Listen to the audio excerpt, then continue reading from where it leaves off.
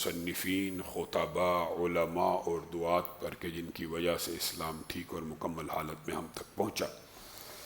معزز سامعین گرامی قدر، خطبہ رسول اللہ صلی اللہ علیہ وسلم کے حج کے خطبے میں سے بعض گزارشات کو آپ احباب کے سامنے رکھ رہے ہیں، اور رسول اللہ صلی اللہ علیہ وسلم کے اس خطبے کے ایک جملے کی تشریح کو گزشتہ دو خطبات میں آپ کے سامنے رکھا کہ اللہ سے ڈر جاؤ عورتوں کے معاملے میں۔ عورت کا جو بھی روپ ہو، چاہے بیوی ہو، چاہے ماں ہو، چاہے بیٹی ہو، چاہے بہن ہو، یہ چار روپ ہیں معاشرے میں عورت کے، اور ان چاروں کے چاروں جو روپ ہیں اور رشتے ہیں، ان کی جو اہمیت ہے، ان کا جو تقدس ہے، اس حوالے سے آپ احباب کے سامنے چند گزارشات کو رکھ رہے ہیں۔ رسول اللہ صلی اللہ علیہ وسلم نے ارشاد فرمایا، تم میں سے، اور یہ جو مفہوم آپ کے سامنے رکھنے لگا ہوں، یہ روایات متعدد ہیں۔ ایک مشہور روایت یہ ہے کہ رسول اللہ صلی اللہ علیہ وسلم ممبر پہ چڑھ رہے ہیں اور آپ نے 3 مرتبہ آمین کہا ہے، اور پھر صحابہ سے مخاطب ہوئے ہیں اور پوچھا ہے صحابہ نے کہ آپ، ہم نے کسی دعا کو تو دیکھا نہیں، تو آپ از خود آمین آمین کہتے جاتے تھے، تو یہ کیا ماجرا ہے اور یہ کیا معاملہ ہے؟ تو رسول اللہ صلی اللہ علیہ وسلم نے فرمایا تھا، آسمان سے جبریل امین آئے تھے اور 3 دعائیں کر کے گئے ہیں، اور میں نے تینوں پہ آمین کہا ہے۔ جبریل امین اللہ کی طرف سے مقرر کردہ فرشتے ہیں، اور اپنی مرضی سے فرشتے بولتے ہی نہیں، جو بھی بولتے ہیں اللہ کے حکم سے بولتے ہیں۔ اللہ نے بھیجا ایک حکم دے کے، وہ حکم بجا لائے، اور آمین کس نے کہا؟ رسول اللہ صلی اللہ علیہ وسلم نے۔ ان میں سے ایک دعا یہ تھی جس کے اوپر رسول اللہ صلی اللہ علیہ وسلم نے آمین کہا تھا کہ تم میں سے کوئی ایک اگر اپنے ماں باپ کو یا ان دونوں میں سے کسی ایک کو اپنی زندگی میں پائے، اور اللہ کے فضل و رحمت سے بہت سے احباب، 90% معاشرے میں یہ معاملہ چلتا ہے کہ 90% احباب ایسے ہوتے ہیں جو اپنے ماں باپ کو پاتے ہیں، یا اپنے ماں باپ میں سے کسی ایک کو ضرور پاتے ہیں۔ 90%، 10% ہوتے ہیں یتیمی اور مسکینی میں گزرتے ہیں۔ 90% احباب رسول اللہ فرما رہے ہیں جو ماں باپ کو پائے یا ماں باپ میں سے کسی ایک کو پائے، اور اپنے آپ کو اس کی خدمت میں کھپا کر جہنم سے آزاد نہ کروائے، اس کی ناک خاک آلود ہو۔ یہ جبریل نے دعا کی ہے، رسول اللہ کہہ رہے ہیں آمین۔ اور دیگر روایات کے الفاظ کو اگر ملا لیا جائے تو اس کے الفاظ اور بھی سنگین ہو جاتے ہیں۔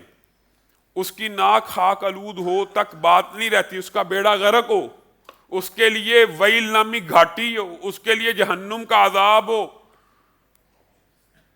جو اپنے ماں باپ میں سے کسی ایک کو یا دونوں کو پائے اور ان کی خدمت کر کے اپنے آپ کو جہنم سے آزاد نہ کروائے، یہ اجماعی حکم ہے۔ یہ ایک مجموعی طور پہ رسول اللہ صلی اللہ علیہ وسلم نے ماں باپ دونوں کی جو ہے خدمت کرنے کا اجر اور بتا دیا۔ اور رسول اللہ صلی اللہ علیہ وسلم سے جب پوچھا گیا کہ نیکیوں میں صحیح حدیث ہے، سب سے بڑی نیکی کون سی ہے؟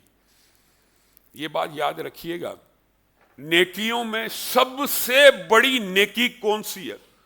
تو رسول اللہ صلی اللہ علیہ وسلم نے جواب دیا نبوت والی زبان سے، وحی والی زبان سے۔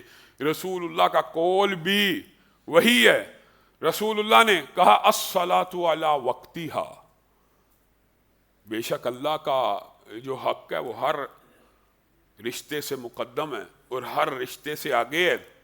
الصلاۃ علی وقتہا، سب سے بڑی نیکی کون سی ہے؟ اللہ کے رسول اللہ صلی اللہ علیہ وسلم نے فرمایا نماز کو اس کے وقت پہ ادا کرنا۔ ویسے تو آپ کو پتہ ہے اسلام کا پہلا عملی رکن نماز ہے، اور نماز کی اہمیت کے حوالے سے آپ احباب جانتے ہیں کہ اس کو پڑھے بغیر بندہ مسلمان ہی نہیں ہوتا۔ لیکن انسان بعض اوقات سوچتا ہے شاید یہ فرض ہے بس، اور فرض کو ادا کر رہے ہیں تو جان چھوٹ رہی ہے۔ یہاں پہ رسول اللہ صلی اللہ علیہ وسلم صرف فرض کی بات نہیں کر رہے، دیگر احادیث کو ذہن میں لے کے آئیے۔ من خرج من بیتہ متطہرا، جو بندہ صرف وضو کر کے گھر سے نکلتا ہے باجماعت نماز کے لیے حج کا ثواب ہے۔ اب مجھے ایک بات بتلائیے کہ یہ انسان تو فرض ادا کرنے کے لیے آ رہا ہے، فرض ادا کرنے کے لیے، اور رسول اللہ کہہ رہے ہیں کہ دنیا میں مخلوقات کے لیے سب سے بڑی نیکی یہ ہے کہ انسان وقت پہ نماز کو ادا کرے۔ یہ نیکیوں میں سے سب سے بڑی نیکی ہے۔ ساتھ ہی امیڈیٹلی رسول اللہ صلی اللہ علیہ وسلم سے پوچھنے والے نے پوچھا پھر اس کے بعد کون سی نیکی ہے؟ رسول اللہ صلی اللہ علیہ وسلم نے اس کے بعد نماز کے بعد روزہ، زکوٰۃ، حج، نوافل، تہجد، انفاق فی سبیل اللہ کسی کا ذکر نہیں کیا۔ ہاں حق اللہ کا پہلا ہے، وہ اسی حدیث سے ثابت ہوتا ہے جو الصلاۃ علی وقتہا سے ثابت ہوتا ہے کہ حق اللہ کا پہلا ہے، لیکن کہا اس کے بعد تو رسول اللہ نے کسی اور نیکی کا تذکرہ نہ کیا، بلکہ کیا کہا؟ بر الوالدین۔ اس کے بعد نماز کو اپنے وقت پہ ادا کرنے کے بعد سب سے بڑی نیکی اگر کوئی ہے تو والدین کے ساتھ نیک سلوک کرنا ہے، اچھا سلوک کرنا ہے۔ یہ بات بھی سمجھ لیجیے، ہم یہ سمجھتے ہیں کہ نماز کو ادا کرنا فرض ہے، فرض سے جان چھڑانی ہے، کسی بھی طرح پڑھنی ہے، نیکی کا سمجھ کے اس کے اندر وہ لذت کو حاصل نہیں کرتے۔ اسی طرح ماں باپ کی جو اطاعت ہے یا تابعداری ہے یا فرما برداری ہے، اس کو بھی فرض سمجھ کے لوگ بجا لاتے ہیں کہ فرض ہے بدتمیزی نہیں کرنی، ماں باپ کی بات برداشت کرنی ہے، یہ فرض ہے، فرض تو ہے، لیکن رسول اللہ صلی اللہ علیہ وسلم کہہ رہے ہیں کہ نیکیوں میں سے نماز ادا کرنے کے بعد سب سے بڑی نیکی اگر کوئی ہے تو والدین سے حسن سلوک ہے، صرف فرض نہیں ہے۔ اگر آپ حسن سلوک کرتے ہیں، حسن معاملہ کرتے ہیں تو آپ کو نیکیاں ملیں گی اور آپ کے نامہ اعمال کو وہ نیکیاں بھاری کر دیں گی۔ ایک صحابی رسول اللہ صلی اللہ علیہ وسلم کے پاس بے چین ہو کے آگے، اللہ کے رسول بہت بڑا گناہ ہو گیا، بہت بڑا گناہ ہو گیا، بہت بڑا گناہ ہو گیا۔ رسول اللہ صلی اللہ علیہ وسلم نے اس کی اس بے چینی کی کیفیت کو دیکھا۔ ظاہر ہے صحابہ انسان تھے، معصوم عن الخطا تو نہیں تھے، لیکن مغفور عن الخطا تو تھے۔ تو رسول اللہ صلی اللہ علیہ وسلم نے ان کی بے چینی کو اور ان کی توبہ کے جذبے کو دیکھتے ہوئے فرمایا کہ کیا تیری ماں زندہ ہے؟ یہاں سے اس حدیث سے یہ بات پتہ چلتی ہے کہ رسول اللہ صلی اللہ علیہ وسلم نے اس سے ماں کا جو پوچھا تھا تو گویا آپ ماں ہی کے بارے میں کوئی نصیحت کرنا چاہتے تھے۔ کہا نہیں، ماں تو فوت ہو چکی ہے۔ کہا تیری خالہ زندہ ہے؟ کہا جی ہاں میری خالہ زندہ ہے۔ اب آپ نے صرف اس ایک حدیث پہ غور کر کے ماں کی اور والدین کی خدمت کا جو اجر و ثواب ہے اس کا اندازہ لگانا۔ کہا پھر اپنی جان کو اپنی خالہ کی خدمت میں کھپا لے، مجھے امید ہے اللہ تیرے سارے گناہوں کو معاف کر دے گا۔ اگر خالہ کی خدمت کرنے سے گناہ معاف ہوتے ہیں تو ماں کی خدمت کرنے سے نہیں ہوتے، باپ کی خدمت کرنے سے نہیں ہوتے۔ ہم نے اس کو فرض سمجھا، کچھ چیزیں فرائض ہیں، لیکن عبادات کا لطف بھی فرض کو فرض کی طرح ادا کرنے سے کئی دفعہ نہیں آتا۔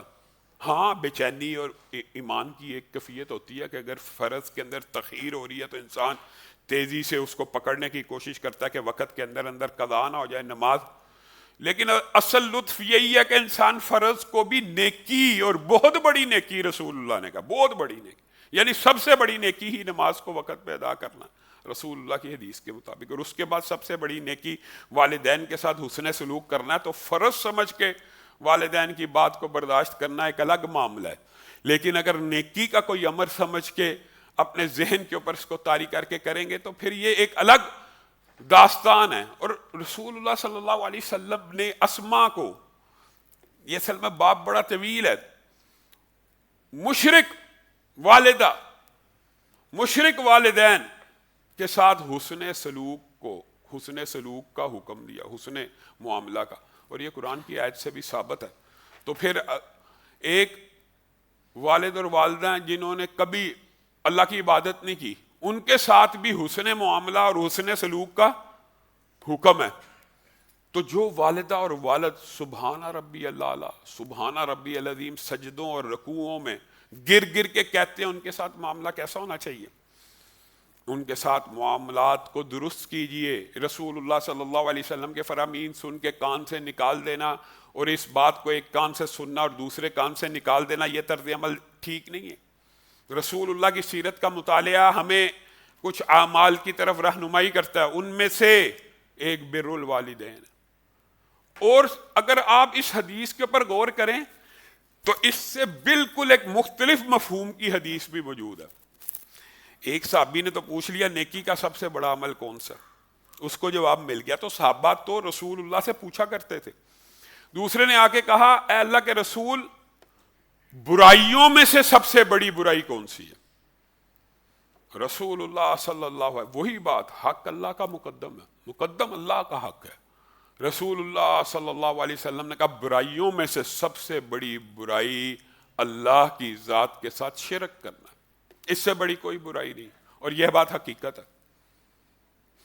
شرک کو آج چھوٹی برائی سمجھا جاتا ہے، اور بعض اخلاقی برائیوں کو شرک سے بھی اوپر لے جایا جاتا ہے۔ شرک سب سے بڑا گناہ ہے، شرک سب سے بڑی برائی ہے۔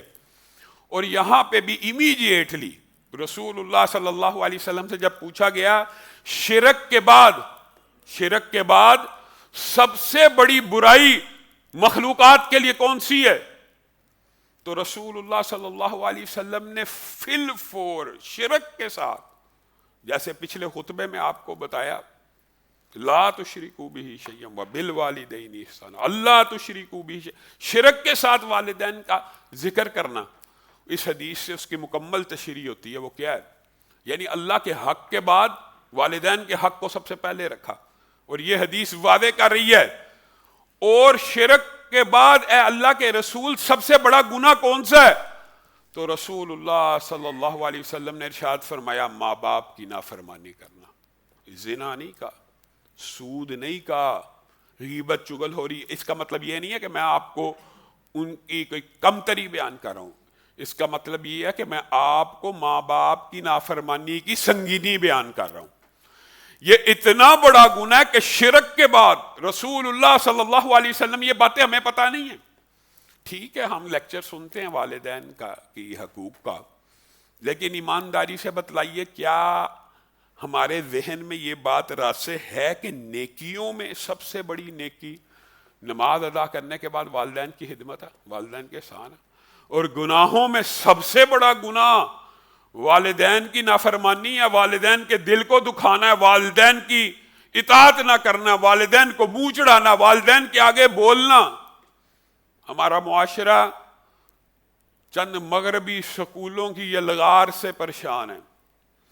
والدین بھی انہی سکولوں میں ڈالتے ہیں جہاں سے بچہ آ کے کہتا ہے آپ کو کیا پتا، ہمیں ہماری ٹیچر نے جو بتایا وہی اصل ہے، ہم نے یہ جو پڑھا یہی اصل ہے، آپ کو کیا پتا۔ والدین کے ساتھ نافرمانی والا معاملہ، بدتمیزی والا معاملہ، انکار والا معاملہ، یہ زمین کی پشت کے اوپر بڑے گناہوں میں، سب سے بڑے گناہوں میں شامل ہے شرک کے بعد۔ وہ الگ بات ہے کہ سب ساتھ ہلاک کرنے والے گناہ، یہ وہ ان کبائر کی میں نفی نہیں کرتا، نہ ان کو چھوٹا کرنا مطلوب اور مقصود ہے۔ آپ بخاری مسلم سے، صحاح ستہ سے، حدیث کی کتابوں میں سے ایک بہت بڑے ولی اللہ کا واقعہ اگر اس کا مطالعہ کریں، آپ کے ذہن میں ماں باپ کی عظمت اور خاص طور پہ ماں کی عورتوں کے بارے میں رسول اللہ فرما رہے ہیں، اور پھر ماں کا درجہ بیان کر رہے ہیں۔ وہ معاشرہ جو بچی کو زندہ دفن کر رہا ہے، جو بہن کو وراثت دینے کا قائل نہیں، جو بیٹی کو وراثت کا قائل نہیں، جو بیوی کو غلام سمجھ کے رکھتا ہے، جو ماں باپ کو باندیوں کی طرح رکھتا تھا ماں کو، وہاں پہ رسول اللہ صلی اللہ علیہ وسلم لوگوں کے اذہان کو، قلوب کو بدلنے کے لیے واقعات بھی بیان کرتے ہیں۔ اور جریج کا واقعہ رسول اللہ صلی اللہ علیہ وسلم نے بخاری شریف کی حدیث کے اندر صحابہ کو سنایا۔ جریج کون ہے؟ ولی اللہ ہے، عالی شان مسجد ہے، بہت اللہ کا فرما بردار ہے، والدہ کے ساتھ بھی حسن معاملہ کرنے والا، نماز کے لیے کھڑا ہوا ہے۔ نماز کے لیے کھڑے ہوئے تو والدہ نے آواز دی. یہ جو آپ نے بات سنی ہوئی ہے نا محاورتاً، یہ بات درست ہے محاورتاً اور مفہوماً، کہ اگر والدہ نماز نفل میں آواز دے تو نماز توڑ کے حق ہے والدہ کی بات کو سنا جائے. فرض تو انسان مرد کے اوپر مسجد کے اوپر ہے، فرض کی بات نہیں ہو رہی. نفل نماز میں جریج بھی نماز پڑھ رہے ہیں، والدہ نے آواز دی. جریج کے ذہن میں خیال آیا کہ اللہ کے ساتھ گفتگو کر رہا ہوں، اللہ کے سامنے پیش ہو رہا ہوں، تو اللہ کا معاملہ فوق ہے، اللہ کا حق ماں سے بڑا ہے. ایک عمومی کنسپٹ، اور یہی ہے حقیقت بھی یہی کہ نماز کا حق والدہ کے حق اور والدین کے حق سے زیادہ ہے.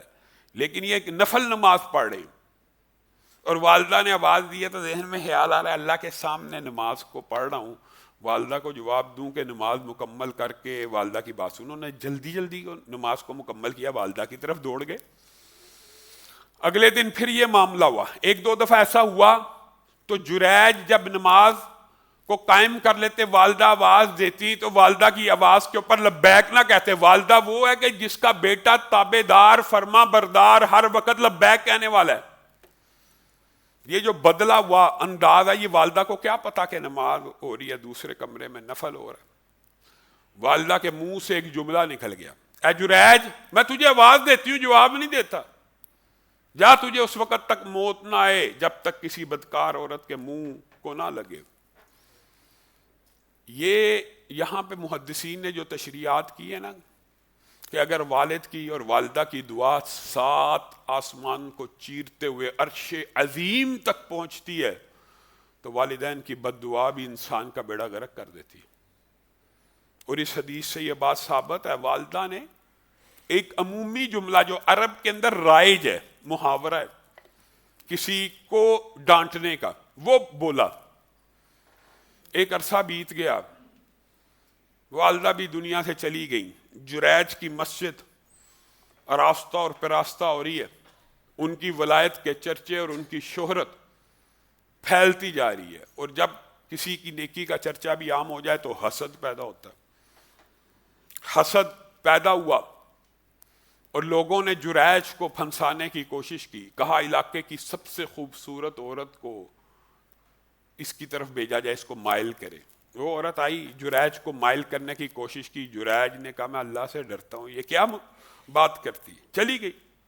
ایک چرواہے کے ساتھ منہ کالا کیا، 9 ماہ بعد بچہ اٹھا کے لائی اور گاؤں میں کہنے لگی یہ جریج کا بیٹا، اس نے فلاں دن میرے ساتھ برائی کی تھی، آج یہ اس کا رزلٹ اور نتیجہ نکل آیا.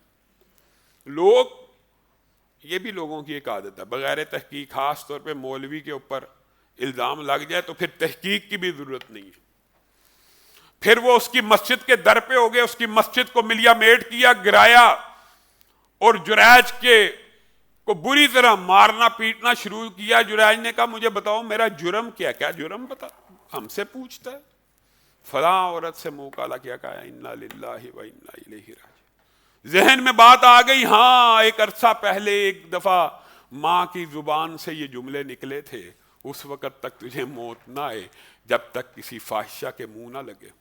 اسی وقت اللہ کی بارگاہ میں توبہ کی، کہا مجھے اس بچے کی طرف لے کے جاؤ. وہ ایک مرتبہ مجھے وہ بچہ دکھاؤ تو صحیح جو میرا ہے. صحیح حدیث کے الفاظ ہیں، وہ بچے جنہوں نے پہلے دن کلام کیا ان میں سے ایک بچہ جریج کا واقعے کا بچہ بھی شامل ہے. جریج نے اس بچے کو جا کے کچوکا لگایا، بتا تو کس کا بچہ ہے؟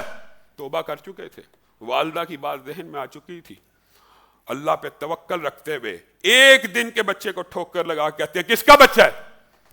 وہ کہنے لگا فلاں چرواہے کا بچہ ہوں، میری ماں نے فلاں چرواہے سے فلاں وقت میں یہ منہ کالا کیا تھا. یہاں پہ جریج کی ولایت بھی ثابت ہوتی ہے، لیکن یہاں پہ ماں باپ کے حقوق کا ایک بہت بڑا سبق ملتا ہے کہ اتنا بڑا ولی اللہ، اتنا بڑا نیک آدمی اگر ماں باپ کے حق تلفی میں صرف اتنی سی بھی حق تلفی کر دے تو اللہ تعالیٰ چاہے تو اس کی بھی گرفت کر لیتے ہیں. میں اور آپ، ہم ماں باپ کو کیا کچھ نہیں کہتے. رسول اللہ صلی اللہ علیہ وسلم نے عمر کو اور علی کو ایک بات کہی تھی. رسول اللہ صلی اللہ علیہ وسلم کے ساتھ حضرت علی کا تعلق بیٹوں جیسا تھا، حضرت عمر کے ساتھ بھائیوں جیسا تھا. اور ان دونوں کو ایک نصیحت کی. ایک بات یاد رکھیے گا، کائنات کے سارے ولی جمع ہو جائیں کسی صحابی کی عظمت کا مقابلہ نہیں کر سکتے، لیکن ان دونوں کو سمجھانے کے لیے اور امت تک یہ پیغام پہنچانے کے لیے دونوں کو کہا، اے علی، اے عمر، کرن سے ایک شخص آئے گا تمہاری زندگیوں میں، اس کی گردن کے اوپر پھل بیری کا 1 درہم کے برابر نشان ہوگا. پھل بیری تو بڑھ جانی تھی، لیکن اس نے اپنی والدہ کی اتنی خدمت کی ہے کہ اللہ نے 1 درہم جتنا نشان باقی رکھا ہے. اللہ کے رسول، آپ ہمیں اس کے بارے میں کیوں بتا رہے ہیں؟ اے عمر، اے علی، جب وہ آئے تو اس سے اپنے حق میں دعا کروا لینا. صحابی نہیں ہیں، تابعی ہیں. سارے تابعی مل کے ایک صحابی کی عظمت کا مقابلہ نہیں کر سکتے. اے اللہ کے رسول، یہ حکم کیوں دیا؟ محدثین نے یہ بھی لکھا ہے، انہوں نے کہا اس وجہ سے دیا، اس شخص نے اپنے والدہ کی ایسی خدمت کی کہ جب بھی ہاتھ اٹھاتا ہے اللہ تعالیٰ اس کی دعا کو قبول فرما لیتا. اللہ کے حق کے بعد سب سے بڑا حق والدین کا ہے، اور جو ان حقوق کو بھی پورا کرتا ہے اللہ بھی ان سے راضی ہو جاتا ہے. اور پھر علی اور عمر ڈھونڈتے ہوئے ساری زندگی ڈھونڈتے رہے، اور ڈھونڈتے ہوئے ویسے کرنی کے پاس پہنچے اور ان سے اپنے حق میں دعا کروائی تھی. اور اگر آپ امام ابن سیرین کا واقعہ سنیں تو آپ حیران رہ جائیں. وہ امام جب بازار سے گزرتے تھے تو لوگ ادب سے پلکیں بچھا لیتے تھے، وہ چلتے تھے تو لوگ کپ کپانا شروع کر دیتے تھے. اتنی باروب شخصیت تھی، خوشبو لگا کے چلتی تھی. آپ کے طالب علموں نے امام ابن سیرین کو ہمیشہ وقار اور تمکنت اور سر اٹھا کے چلتے ہوئے دیکھے. ایک دن آپ کے گھر پہنچے تو وہی امام ابن سیرین کے کندھے بھی جھکے ہوئے ہیں اور گردن بھی جھکی ہوئی ہے، اور اپنی ماں کے حضور پیش ہے، اور ماں بولتی جا رہی ہے، آپ وہ کام کرتے جا رہے ہیں. امام ابن سیرین جیسا شخص والدہ کے سامنے ایسے کھڑا ہوتا ہے. اور ہمارے اماموں نے تو کچھ نے تو انتہا کر دی، کہا اپنی والدہ کے ساتھ کھانا نہیں کھاتا. کیوں نہیں کھاتا؟ کہا اس لیے نہیں کھاتا کہ والدہ کی نظر کھانے کے جس حصے پہ ہوئی غلطی سے وہاں پہ ہاتھ ڈال دیا تو اللہ مجھے پکڑ نہ لے. آپ بتائیے ہم نے والدین کا احترام کیا کرنا؟ اور ہمارے اسلاف اور